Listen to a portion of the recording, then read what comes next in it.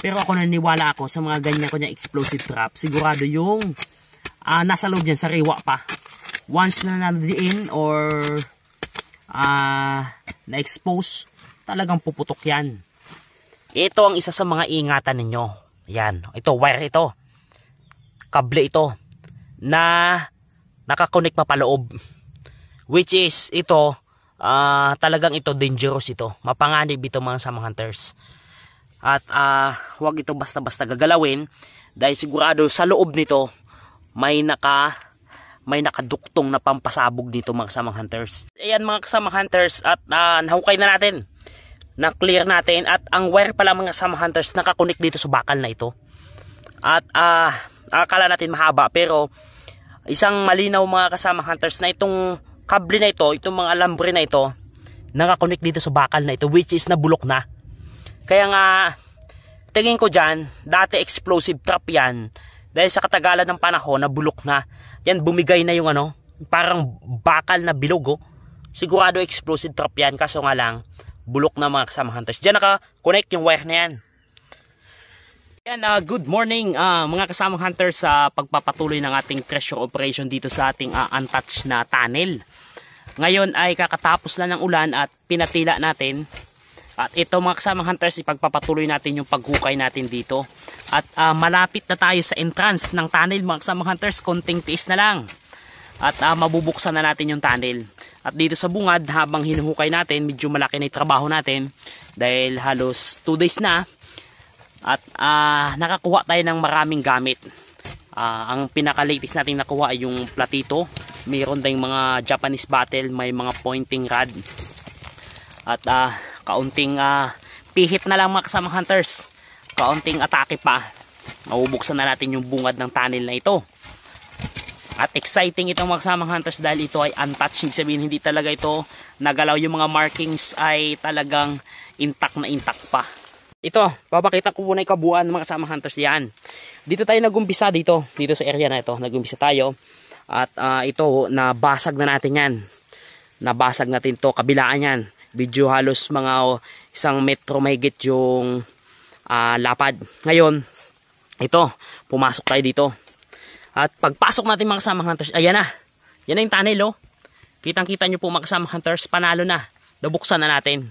Pero hindi pa talaga, kumbaga ito, parang bungad pa lang. Ang plano natin, ito, gibain ito. Ayan, itong nakikita nyo ito, gigibain natin yan.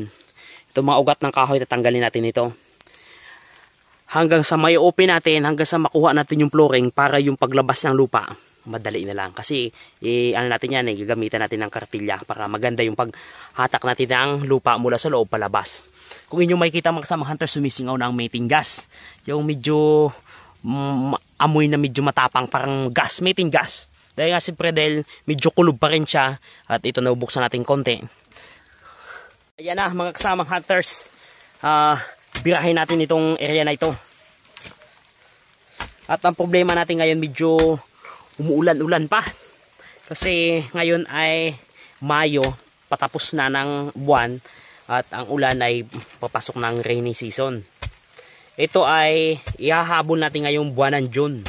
Kaya kung mapapansin nyo yung ating treasure operation mga kasama hunters ay diversify yan. Marami tayong treasure site, depende sa panahon.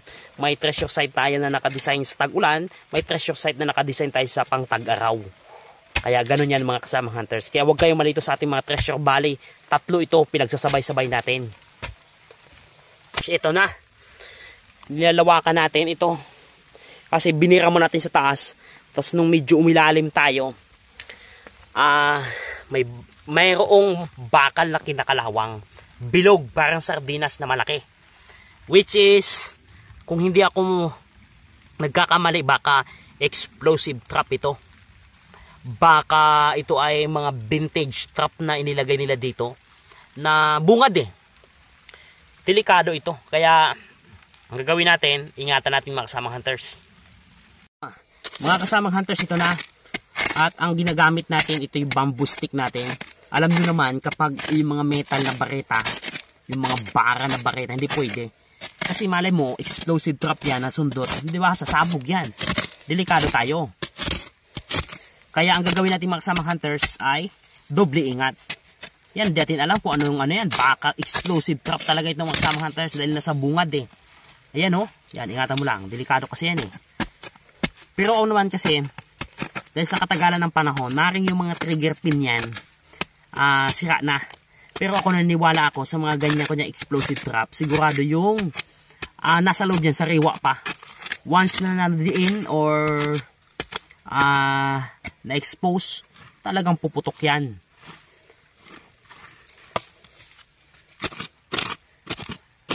Ito pa mga kasamang hunters, sunod-sunod na. May isang gamit ulit dito sa may kabila. Yan, sige. Dahan-dahanin lang natin mga kasamang hunters at kailangan ma-preserve natin yung kanyang posisyon. Wire. Wire mga kasamang hunters. Ayan oh. Siguradong mayroon talagang explosive trap dito. Ayan oh. Wire mga kasamang hunters na nakabalunbon. Check mo pa dyan sa dulo, dyan sa mga gilid-gilid. Mahirap na. Ito ang isa sa mga ingatan ninyo. Yan. Ito, wire ito. Kable ito. Na nakakonek pa paloob. Which is, ito, talagang ito dangerous ito. Mapanganib ito mga kasamang hunters. At huwag ito basta-basta gagalawin. Dahil sigurado sa loob nito, may nakaduktong na pampasabog dito mga kasamang hunters. Ayan oh, ito ang wag na wag ninyong gagalawin. Ito pan-trigger ito. Ayan mga kasamang hunters at nahukay na natin. Na-clear natin at ang wire pala mga kasamang hunters nakakonek dito sa bakal na ito. At akala natin mahaba pero isang malinaw mga kasamang hunters na itong kable na ito, itong mga alambre na ito nakakonek dito sa bakal na ito which is nabulok na. Kaya nga tingin ko dyan, dati explosive trap yan. Dahil sa katagalan ng panahon, nabulok na. Yan, bumigay na yung ano, parang bakal na bilog oh. Sigurado explosive trap yan, kaso nga lang, bulok na mga kasamang hunters. Dyan naka-connect yung wire na yan. Kiklearing na lang natin yan mamaya.